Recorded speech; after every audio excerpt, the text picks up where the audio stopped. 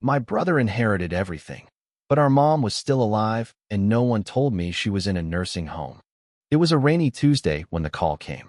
One of those gray mornings where the sky hangs low like it's burdened with secrets. I was in the middle of brewing coffee when the phone buzzed, an unknown number flashing on the screen. Normally, I let those go, but some weight in my gut, made me answer. "Is this Miss Carter?" a woman's voice asked. "Speaking," I replied, still half asleep. "This is Meadow Pines Senior Living Facility. I'm calling about your mother, Janice Carter. We have some billing concerns and—" I nearly dropped the mug. "My mother's, what?" The woman paused, confused. "She's been with us for almost 7 months now. Your brother, Dean, listed himself as the primary contact. Said you were estranged." I hadn't spoken to Dean in 2 years, not since the reading of our father's will. He inherited the house, the savings, even Dad's old guitar. I got a framed photo of our family in better times. No explanation, no goodbye. But this? Putting our mother in a home and not telling me? That was a whole different kind of betrayal. My voice cracked. "Is she all right?" "She's stable, but her condition has progressed. Early dementia. Some days are better than others. We just need to speak to someone about the account."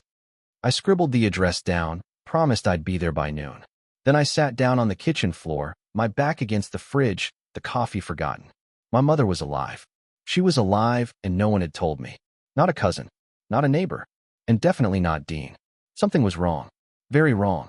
Meadow Pines sat on the edge of town, a mile past the cemetery, nestled between a stretch of woods and an old golf course no one used anymore. The sign was cheery enough, white letters on robin's egg blue, but it felt like a lie the second I parked. It wasn't just the place. It was the silence.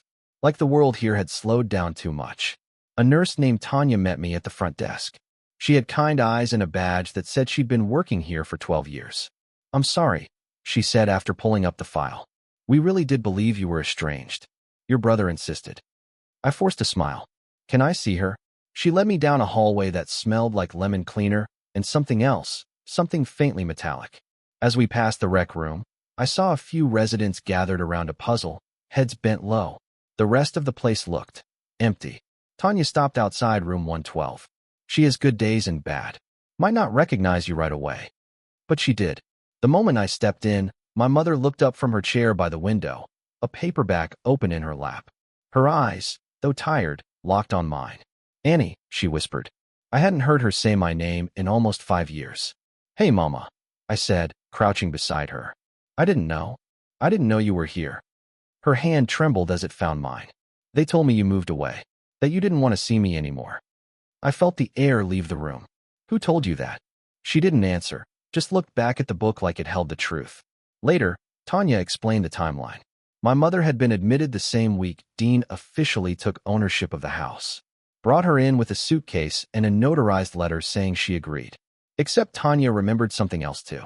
She was crying. Said she thought she was just going for a checkup. That night, I sat in my car and stared at Dean's contact in my phone. I hadn't called him since the funeral. I didn't even know where he lived now. But something had changed. This wasn't just neglect. It felt like a cover-up. I drove past the old place that night, just to see it. The house Dean inherited, our childhood home, still had the same warped shutters and the swing Dad built out back. Except now, it had new floodlights, a security system sign stabbed into the lawn, and a second car in the driveway that didn't belong to Dean. I parked 2 houses down and killed the engine. For a moment, I just watched. The living room curtains were drawn, but light flickered behind them, like a TV. Someone was home. I wasn't there to start a fight, but I needed answers. So I got out, walked right up to the porch, and knocked. The door opened faster than I expected. Dean stood there in pajama pants, holding a beer, confusion spreading fast across his face. "Annie, you got a minute?" He stepped back, half reluctant, half embarrassed. "Yeah. Come in." The inside hadn't changed much. Same carpet, same yellow kitchen tiles. But there were boxes in the hallway, labeled. Neat. Too neat. Dean sat on the arm of Dad's old recliner. "So, what's this about?" I didn't sugarcoat it. "I got a call from Meadow Pines." His jaw twitched. "They said Mom's been there 7 months. 7, Dean. And no one told me." He looked down, rubbing his temple. "It wasn't like that." "Then tell me what it was like. Because as far as I can tell, You dumped her in a home, lied about it, and signed everything over to yourself like I didn't exist. He stood up. She wanted it that way. Okay. After Dad died, she got worse. Said she didn't want to be a burden. I took care of it. I was the one still living here, not you. I stepped closer. She said you told her I left. That I didn't want her. His face went cold. She doesn't remember things right anymore. She remembered my name. He didn't speak for a long time. Then, the will was clear. Dad left it all to me. Said you were better off. Said you were the one with ambition. A future. That stung more than I expected. Because it felt true. But it didn't justify this. You stole her, Dean. From me. From herself. He scoffed. You think this is easy for me? She screams at night. Wanders off. I couldn't do it alone. I looked around the room again. The boxes. The order. Something clicked. You're selling the house. He didn't deny it. That's what this is really about. Get her out. Get me out. Sell the place. Start fresh. Dean looked exhausted. It's already in escrow. I needed the money. I backed toward the door. This isn't over. And I meant it. The next morning, I called a lawyer. Her name was Jillian Ames, sharp as glass, cool as winter, with a voice like she'd been raised in a courtroom. I found her through a friend who said she specialized in elder law and contested estates. I gave her the basics over the phone, and she told me to come in. Her office smelled like leather and fresh coffee. She had framed photos on the shelf, none of family, all of certificates and handshakes. I liked her instantly. I'll be blunt, she said after hearing my story. If your father's will gave everything to your brother, and your mother was deemed legally competent when she signed over power of attorney, this'll be tough. She wasn't. Not fully. I talked to her. She's lucid some days, but confused others. Then we start there. Jillian slid a yellow legal pad toward me. We'll need medical records, mental health assessments, timeline of her condition, and anything suspicious, bank statements, transfers, property deeds. I nodded. There's more. He's selling the house. Figures. She tapped her pen. Let's also request the will. I want to see how airtight it really is. It wasn't just about the money anymore. It was about truth, about dignity, about the way Dean had manipulated everything from the shadows. He hadn't just taken inheritance, he'd erased connection, convinced my mother I'd left her, painted me out of her world. Before I left, Jillian asked one last thing. When was the last time you spoke to your father before he died? I swallowed. 3 months before. We had a fight. He said I was selfish for not moving back home to help. I told him Dean should pull his weight. That was the last time we talked. She nodded slowly. And your mother? When did her memory issues begin? Around then. Maybe sooner. But no one told me. Jillian's eyes narrowed. You might have been written out of that will when your mother wasn't well enough to stop it. I didn't answer. I just sat there as the old pain cracked open. That night, I called the nursing home again, asked to speak to the attending physician. And what I heard next changed everything. The attending physician's voice was clipped and efficient, like she'd said this all before. Probably had. I'm reviewing Mrs. Carter's chart, she said over the phone. She was admitted with early-onset vascular dementia. Based on notes from her intake, her symptoms had been escalating for at least 6 months prior. 6 months before she signed her rights over to Dean. I asked if she could confirm that. There was a pause. Then the doctor said, legally, I can't release documents without proper authorization, but if you obtain power of attorney or file for guardianship, we can have that discussion. Can I ask one thing? I said. When she was admitted, did anyone question her capacity to consent? The doctor sighed. She thought it was 1997 and that her husband was still alive. But her son insisted she was just disoriented from stress. We noted the discrepancy. That was all I needed. I drove back to Meadow Pines the next morning, this time with a voice recorder in my pocket and a copy of the will in hand. It wasn't just curiosity anymore. I needed to hear from her. When I walked in, she was by the window again, watching squirrels on the feeder like they were TV stars. Mama, I said softly, sitting beside her. Can I ask you something? She looked at me and smiled. You always had your daddy's eyes. I showed her the copy of the will. Do you remember signing this? She squinted at it. That's Dean's writing. I froze. What do you mean? He always liked to pretend to be daddy. Said he could do his signature perfect. Used to forge permission slips. I pulled out a photo of my father, placed it on her lap. Do you remember when he passed? Her face crumbled. That was the day everything broke. I let her talk, weaving in and out of memory like someone crossing rivers with no bridge. She spoke of Dean taking her to banks, of papers she didn't understand, of nurses who didn't know her name. And then she looked at me with sudden clarity. I never would have given him everything. Not without talking to you. I pressed my hand over hers. I know, Mama. I know. Later that day, I handed Jillian the recorder. Her eyes lit up. This is leverage. By the time I got home, Dean had already called twice. Left one voicemail. You've stirred up enough, Annie. Let it go before someone gets hurt. But it was too late for warnings. He had no idea what was coming next. I spent the next week digging, not just into bank records and old emails, but into drawers I hadn't opened in years. Boxes I left sealed after Dad died. The stuff of memory. In the attic of my small rental, I found the old red folder. It was thick with Dad's handwriting. Insurance forms, pension stubs, and, buried deep, a draft of his will. Dated 1 year before the final version Dean had filed with the court. And this version? It mentioned me. He hadn't left me out. Not at first. The old draft split everything between us. The house, the savings, even the guitar. There was even a note at the bottom in shaky blue ink. Make sure Annie gets the record player. She loved Patsy Cline. I sat there, holding that line like it was a heartbeat. Dad wasn't perfect, but he hadn't forgotten me. Not until someone made sure he did. I scanned everything and sent it to Jillian. She called the next morning. This is good, she said. Better than good. It establishes precedent, intent, and a possible timeline of manipulation. If we can show your father was influenced or your mother incapacitated when legal decisions were made, we have a case. I hesitated. What about proving it? She exhaled.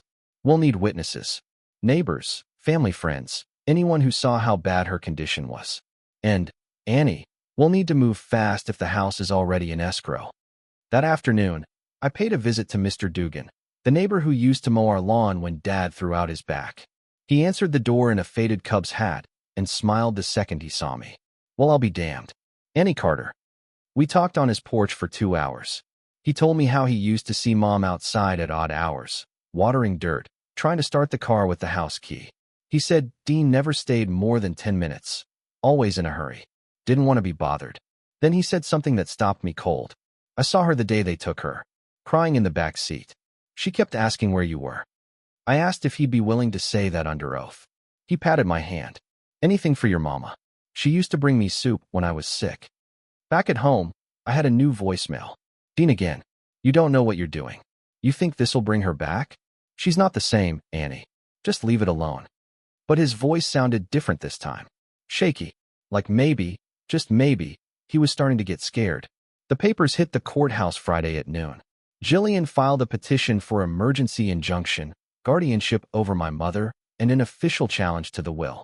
It was a stack of documents so thick I felt it in my arms as I carried the copies to the clerk's office. We had everything.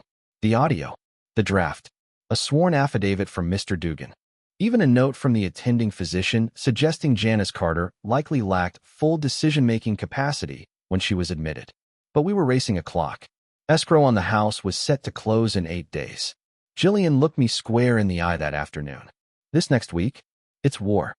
And it started with a knock. Not mine, Dean's. He showed up at my door uninvited, wearing a polo shirt like it was armor, holding a manila envelope. I didn't ask him in. You really filed, he said, like it was news. She's our mother, I said. Not a checkbook. He held out the envelope. This is the appraisal paperwork. The house isn't worth as much as you think. It's falling apart. Needs a new roof, plumbing shot. I'm barely breaking even. I didn't reach for it. He dropped his hand. I had to pay off Dad's debts. That inheritance, it wasn't free money. I stared at him. Then why lie? Why keep her a secret? You could have called. He didn't answer. Just looked out at the street like the truth might be hiding in a parked car. She begged for you sometimes, he finally said. At night, when she forgot where she was. She'd cry, ask where her baby went. And I couldn't. I couldn't explain it. That you didn't call. That you didn't come. I didn't come, I said softly. Because no one told me she needed me. He looked down. She's not who she used to be, Annie. I tried. I really did. But she'd scream at me. Say I wasn't real. That I was someone else. And what did you do? I asked. Drug her? Ship her off like a package? He flinched. No, I continued. You packed her away like a problem, then started listing the house while the paint was still drying on her nursing home bed. Dean didn't respond. He just handed me the envelope again and said, "Do what you want. But if you take this to court, you'll break what's left of her." I took the envelope this time, not because I wanted what was inside, but because I needed to know how far he'd go. And the next morning, I found out. It was the cleaning lady who found it. She worked at Meadow Pines, part-time, Monday through Thursday. Said she was dusting the old bookshelf in my mother's room when the bottom drawer of her nightstand came loose. Inside it, a tiny brass lockbox. She almost threw it out, figured it was empty. But something told her to wait. That afternoon, Tanya the nurse called me. "We found something that might belong to you." I was there within the hour. The lockbox was cold in my hands, its key long gone. But Jillian had a locksmith she trusted, and $30 later, the thing cracked open with a snap like it had been waiting. Inside was a single letter. The envelope was yellowed, addressed to my children, for after I'm gone, in Mom's tidy cursive. I read it in the front seat of my car, parked outside the law office. If you're reading this, it means I didn't get to say goodbye properly. I'm sorry for that. I know things haven't been right since your father passed. I know I've forgotten things, and I'm afraid I'll forget more. But I need you both to know this. I never wanted to leave either of you out. Dean, I'm proud of the way you stayed close. Annie, I'm proud of the way you flew. You were my compass and my anchor. Both of you. I don't know who will end up with the house, or the money, or the mess. But please don't let it turn you into strangers. That would break my heart worse than any illness ever could. Love always, Mama. The paper shook in my hands as I folded it gently and slid it back inside. This wasn't legal evidence, but it was something else. A light in a dark room. I handed it to Jillian the next morning. She read it, then set it down carefully. "We'll use it if we need to," she said. "But more than that, it's a reminder of why we're doing this." The hearing was set for Tuesday, just 4 days away. The house hadn't sold yet. The buyer had backed out. Dean hadn't called. Not since he warned me I'd break her. But I wasn't the one who broke anything. I was the one trying to piece it back together. The weekend before the hearing, I visited the church where Mom used to sing in the choir. I wasn't there for prayer. I needed Reverend Howard. He was old school, tithes 7 days a week, kept a paper Bible so worn the cover was soft as cloth. But he'd known our family for 30 years. Baptized me, spoke at Dad's funeral. And when I asked if he remembered the day Mom stopped coming, his face shifted. "Dean said she was sick," he murmured. "Said you'd moved away, that no one else could take care of her."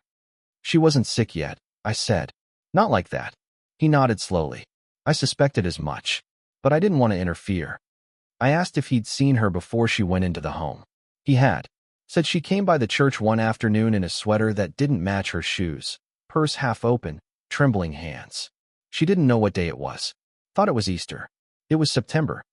"Would you be willing to say that in court?" I asked. He looked up at the stained glass window behind the altar. Yes. It was another crack in Dean's story. On Monday, Jillian and I prepped the timeline. By then, we had 4 witnesses: the physician, Mr. Dugan, Reverend Howard, and Tanya from Meadow Pines. We had the forged signature on the financial documents. The notarized power of attorney pushed through during Mom's cognitive decline. We had the voicemail from Dean. "Let it go before someone gets hurt." And then Jillian said something that stopped me. "There's one more card we haven't played." I looked at her. "You," she said. "You take the stand. You tell the judge what it felt like to learn your mother was hidden away, that your father's will change suddenly, that your brother said nothing for 7 months. I hesitated. "I'm not a victim," I said. "Not really." She smiled. "No, but you're the only one left who cares enough to fight." That night, I sat beside my mother in her small room. Her hands were thinner now, her eyes foggy. But when I played Patsy Cline on my phone, she reached for me. "I used to dance to this," she said. "Your daddy and I. We used to dance." I let her talk. About music. About her garden. About the time she made Dean apologize for stealing the mailbox money. About the way I cried when I lost my first tooth. She didn't mention the will. Or the house. Or Dean. Maybe she didn't remember. Maybe she did. But she said something before I left that I scribbled down on a napkin as soon as I got to the car. "Tell the truth, baby. Even when it's heavy. That's how we keep breathing." Tuesday morning, the courthouse felt colder than it should have in July. The hallway outside courtroom 2B buzzed with quiet tension. Jillian stood beside me, reviewing her notes one last time. Dean sat across from us, alone, eyes fixed on his phone like it might dig him out of this. The judge was a woman named Myers, mid-60s, silver hair pulled back in a no-nonsense bun. She didn't smile when we entered. Didn't need to. She owned the room. We started with the basics. Jillian laying out our case. Elder exploitation, contested inheritance, improper transfer of guardianship, and intentional isolation of a dependent adult. Then came the witnesses. Mr. Dugan, straight-backed and steady, talked about Mom wandering outside in her bathrobe, calling my name. Said she looked lost in a place she built. Tanya from the home gave her statement next. Confirmed Mom's confusion during admission. Confirmed Dean insisted she had no other family worth contacting. Then the physician. Her tone was clinical, precise. In my opinion, Janice Carter did not have the cognitive ability to understand or authorize a full transfer of her medical and financial rights at the time the documents were signed. Dean's lawyer objected, but Judge Myers overruled it with a wave. Then came me. Jillian gave me a small nod. I stood, palms sweating, throat dry. And I told the truth. About the call from Meadow Pines. About the confusion. The guilt. The photo album I got instead of a goodbye. About my mother's voice cracking when she said my name, like it had been held behind glass too long. I read the letter from the lockbox, told them what it meant to hold your parents' last words in your hands while knowing they were still alive. And then I said this. I'm not here because I want the house. I'm here because my mother was treated like a burden to be moved, not a person to be protected. Because my father trusted the wrong son. Because the truth was buried under paperwork and silence. When I sat down, the room was quiet. Dean never took the stand. His lawyer argued procedural errors, claimed Dean had acted in good faith, said the burden of caregiving fell unfairly on him, said the signature was similar, not forged. But the tide had turned. Judge Myers didn't give a ruling that day, said she'd issue it in writing before the end of the week. As we left, Jillian put a hand on my shoulder. Whatever happens, she said, you did what needed doing. And for the first time in months, I didn't feel like I was unraveling. I felt like I was holding the thread. The envelope arrived on a Thursday. Cream-colored, official seal, my name printed in black. I held it like it might burn. Sat at the kitchen table with the ceiling fan clicking above, unopened coffee cooling beside me. Jillian had warned me. Said it could go either way. That even with evidence, courts favored finality in estate matters. That reversing power of attorney was rare, messy. But when I opened the letter and scanned the words, I saw it. The word that mattered most. Granted, Judge Myers had ruled in our favor. She declared the power of attorney null and void, citing insufficient cognitive capacity at the time of signing. She paused the home sale, froze the estate, and ordered a full financial audit on Dean's handling of Mom's accounts. I was appointed temporary guardian until a formal hearing could be scheduled. It felt like a breath held for too long, finally released. And then, like clockwork, Dean called. No threats this time. Just silence on the line before he finally said, you win. No, I said. Mom wins. He hung up. Jillian called later to talk next steps, court-mandated evaluations, possibly recovering misappropriated funds. But I barely heard her. All I could think about was Mom. When I walked into her room that evening, she was humming. No music playing. Just her own tune, off-key and gentle. I sat beside her, took her hand. You're coming home soon, I said. She looked at me, head tilting. Home? Yeah, Mama. She blinked, like trying to picture it. Is your father there? I smiled. He left the porch light on. She laughed softly, though I don't think she knew why. And that was enough. That night, I sat in the backyard of my rental, stars peeking through the trees. The wind was warm. The crickets loud. And for the first time in years, I didn't feel like I was waiting for someone to rescue me. I'd done the rescuing. 3 weeks later, I brought Mom home. It wasn't the same house, not the one Dean tried to sell out from under her. That place was tied up in court now, undergoing repairs, audits, and evaluations. It might take months to sort, but this new place? It was just down the street from where I lived. A little brick bungalow with hydrangeas out front and wind chimes on the porch. Rented it with the emergency funds the court approved for her care. I furnished it with soft blankets, a chair that didn't hurt her back, a kettle she recognized. I played Patsy Cline in the mornings. We baked cookies on Sundays, even when she forgot what sugar was. Sometimes she called me her sister. Sometimes she thought I was the nurse. But every now and then, She'd grab my hand and whisper, "You always come back." Those moments kept me going. Jillian got the results of the audit a month later. Turns out Dean had pulled more than just inheritance. He'd been dipping into Mom's retirement, using her name to secure personal loans.